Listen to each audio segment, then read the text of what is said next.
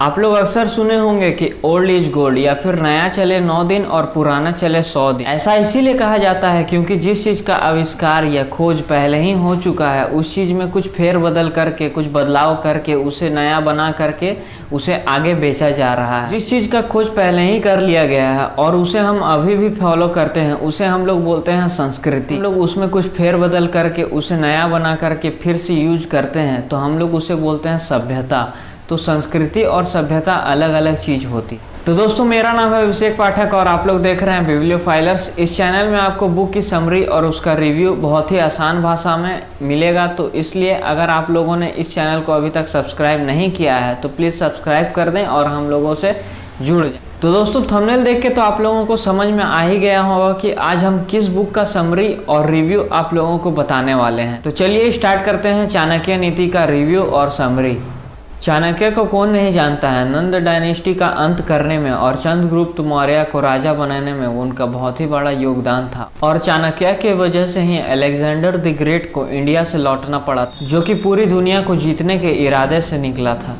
चाणक्य ने 2 बुक लिखी जिसमें से एक बुक चाणक्य नीति है। और चाणक्य नीति में आप लोगों को क्या सीखने को मिलेगा? चाणक्य नीति में आप लोगों को सीखने को मिलेगा इंडिविजुअल को, सोसाइटी को और एक गुड कंपनी को कैसे बिहेव करना चाहिए। और ऐसी छोटी छोटी बातें आप लोगों को सीखने को मिलेगी जो आप लोग अपने लाइफ में अप्लाई करके अपने लाइफ को बेटर बना सकते हैं। और बोला जाता है कि हर प्रॉब्लम का सॉल्यूशन इस बुक में मौजूद है, तो इस बुक को तो एक बार पढ़ना बनता ही है। चाणक्य बताते हैं कि एक इंसान को ऐसे जगह में नहीं रहना चाहिए जहाँ पे उसका कोई इज्जत ना हो, जहाँ वो कोई रोज़गार ना कमा सके, जहाँ उसका कोई दोस्त ना हो या फिर जहाँ उसे कोई नॉलेज या फिर ज्ञान का प्राप्ति नहीं हो। तो ऐसे जगह पे एक इंडिविजुअल को नहीं होना चाहिए।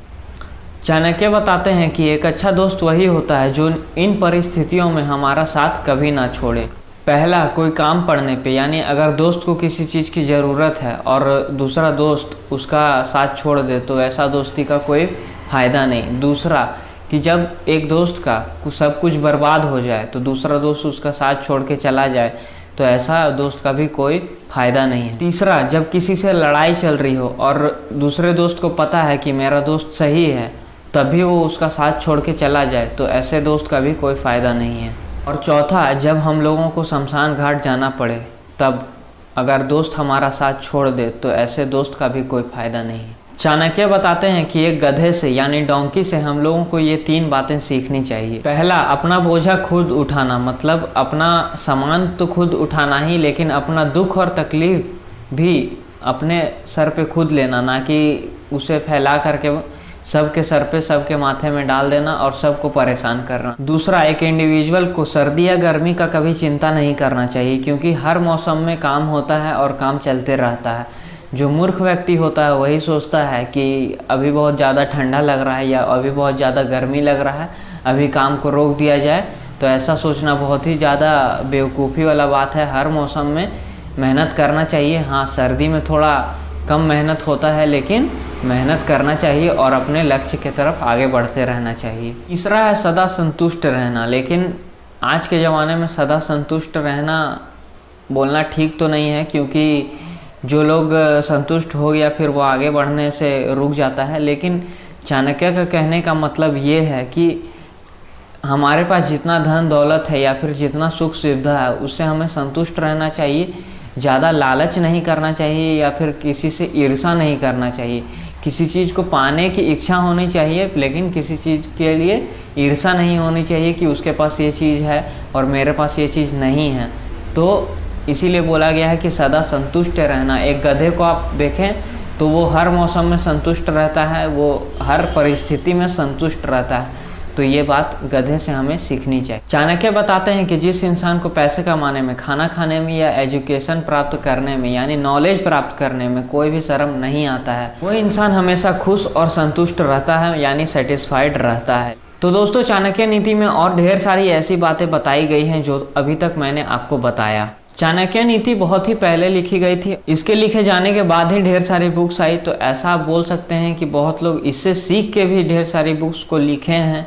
तो आप लोग सोच सकते हैं, इसे इंस्पायर होकर ढेर सारी बुक्स लिखे हैं। तो आप लोग सोच सकते हैं कि चाणक्य नीति कितना ज़्यादा नॉलेज इम्पैक्ट आपके लाइफ में डाल सकती है। तो एक बार चाणक्य नीति को तो पढ़ना बनता ही है। लेकिन एक बात और है कि आप 100% इसका अपना लाइफ में अप्लाई नहीं कर सकते, क्योंकि जब चाणक्य नीति लिखी गई उस टाइम का सिचुएशन बहुत ही अलग था, उस टाइम का मान्यता बहुत ही ज़्यादा अलग था। लेकिन अब हम लोग 21वीं सदी में जी रहे हैं और 21वीं सदी में ढेर सारी ऐसी बातें भी हैं जो चाणक्य नीति के विपरीत में है, बिल्कुल ही उल्टा है, उसके खिलाफ में काम करती हैं। तो ऐसा बोलना बहुत ही ज़्यादा मुश्किल होगा कि 100% आप अपने लाइफ में अप्लाई कर सकते हैं। लेकिन individual growth, business growth, company growth या फिर किसी भी ग्रोथ में या फिर अपने लाइफ को बेटर बनाने में आप चाणक्य नीति का यूज कर सकते हैं। इसे पढ़ के अपने लाइफ में अप्लाई कर सकते हैं और ह्यूमन रिलेशन को बेहतर बनाने में आप यूज कर सकते हैं। 100% नहीं, हम बोलेंगे कि अप्रोक्स 70% आप इसका यूज कर सकते हैं। दोस्तों, आप लोगों से एक अपील मैं करना चाहूँगा, क्योंकि आप लोग वीडियो देखते हैं और सब्सक्राइब नहीं करते हैं, तो सब्सक्राइब नहीं करने पे आप ही लोगों का नुकसान है।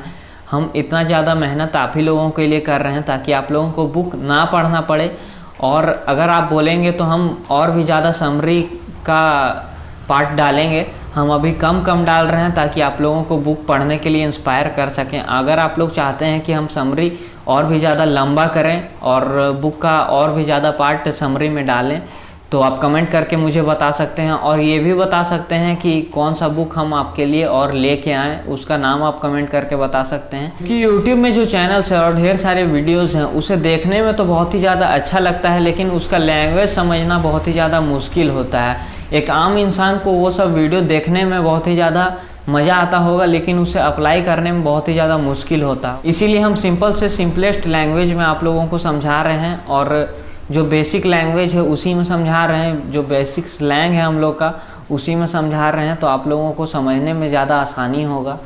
तो कमेंट करके आप लोग बताइए कि आप लोगों को और कौन सी बुक्स का रिव्यू चाहिए। तो दोस्तों, उम्मीद करता हूँ कि आप लोगों को वीडियो पसंद आया होगा। अगर वीडियो पसंद आया तो एक लाइक ज़रूर दे दें ताकि मोटिवेशन मिले वीडियो बनाने का। और थैंक यू सो मच।